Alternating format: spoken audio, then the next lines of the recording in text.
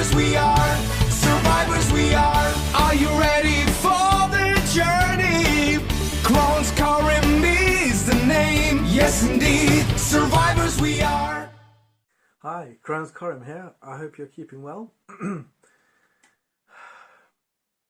So, as I've explained yesterday, and the day before, and the day before, and the day before that, I've been asked to take my pool room down, which I'm doing, knowing that it's a moment in time, and I used it for what it was, and now it's gone.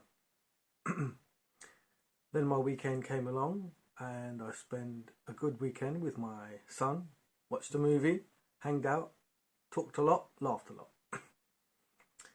And then on dropping him home yesterday, I explained again that I've got my cut in my belly and it's playing up and my stoma is bleeding a little bit more than it normally does. And then on my journey back from dropping my son to his mother, I was feeling the pain of my tear near my stoma, and the bleed was getting worse. In fact, it did bleed through. I had to throw a shirt away. But part of that journey, I lost one of my AirPods. So, yeah, I did laugh it off, but I also, thought to myself, victim, victim, victim. You've gone through a lot, yes. How is it you're still breathing? And I managed to get myself into a good space because I thought, okay, look, at the end of the day, pool room is what it is. I'm okay with that. My son had to go home. That's just life. I've gotten used to that. Love is love at the end of the day. The bleed comes and goes. I've seen it come, cause severe damages, but heal up within, when you think it can't, it does. Losing the earpod. Again, it's one of them things. Sometimes you have something, sometimes you lose something. Okay, I'm cool about that. I've literally got to that place in my mind where I thought, how much can one man take? And again, it's not huge things like end of the world stuff. It's just little bits. And sometimes, this is what is my point of today, is sometimes a lot of those little things can make you turn them into big things. And before you know it, oh my God, there's too much going on. The point is, if they're little, keep them where they are. They might be 1,000. You might be seeing them left, right and centre. And, okay, when am I going to wade through this? Not when am I going to drown through this, because you don't want that to happen. So I got home. I got home to a kind of semi-flooded kitchen.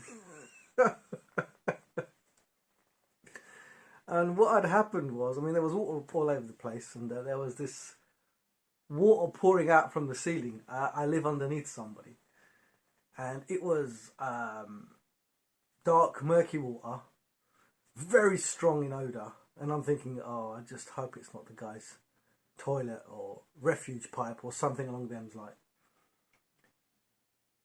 So I've called the plumber and what have you. They did show up, but they showed up around about, 11:30, midnight, whatever it was. And I'd got home by about 6:30. They'd come, they'd taken the light fitting off the ceiling because of electrical problems. The light itself was full up with water. So, I made sure the lights were off and what have you. And obviously, in their own time, they'll all get around to fixing it properly. But again, my kitchen's dark right now. There's no light in there. I've had to put a little lamp up just so that I can see what I'm doing in my kitchen. But it's funny. Because, could I say that's the end of my problems? If we call it problems, let's just call it that for now. No, it's not, because things always happen. There's a balance of good and bad, happy and sad. There's that song. Yeah, there is a balance, and the point is, it's not to let it drag you down, but feel what it is that you're feeling. So yes, dynamically in my head, oh my God, do I have to deal with this now? Oh, okay, I have to deal with this, and that's when you kind of, all right, what is the proactive thing to do at this particular situation? The proactive thing was to call in a plumber, call the neighbour up. Are you in? He wasn't in, but he came back. He found out that there was some faulty pipe in his sink, and basically it had overflown, which is fine. there is a solution. The plumber needs to go in and fix his problem. But at that time, you're in a little bit of a point where you've had all these little things pressurizing your day. And now, is this the one that's going to let it go? No, it shouldn't be. Because if you let yourself blow or let yourself go, you lose control of what it is that you are, I think. And one thing that I can be proud of is that I try and maintain a cool demeanour and keep myself as calm as I can. Don't give in to the madded crowds. Oh, I can't believe this happened. Oh, I can't believe, how do you feel about this? Oh, that would make me crazy. Yeah, guys, you're not going through what I'm going through. I'm not letting it let me crazy. You can have all the upset moments you can, and I can totally see where you're coming from. But if I had to actually ride that dragon of heat for every single one of these, I'd be drowning in my own fumes, and I don't need that. Drowning in my stream, yeah. So this was a little bit of a, not a rant, a relief. The venting, as they say, of what my weekend ended up being. And me waking up this morning thinking, oh, well, it ain't that bad. They're going to fix this soon enough. My pool room's, it's coming down slowly and slowly.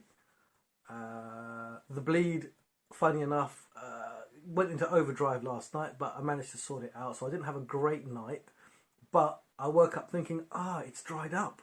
Look for the silver lining. This is dried up. This was a major issue. I couldn't move around properly. It's got a little bit better. So these other things that are going around shouldn't really make me too crazy.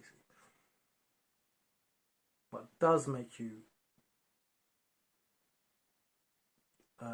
what does throw fire into the flame, is that right, is when the people around you make it worse than it actually is. And really, if you just look at it, it ain't that bad. Anyway, again, a little bit of a rant, a little bit of a vent, but I thought I'd need to throw something out there just to let you know I'm okay, I'm fine, and it is what it is. Just another day at the office. All right, Karim out. Survivors we are.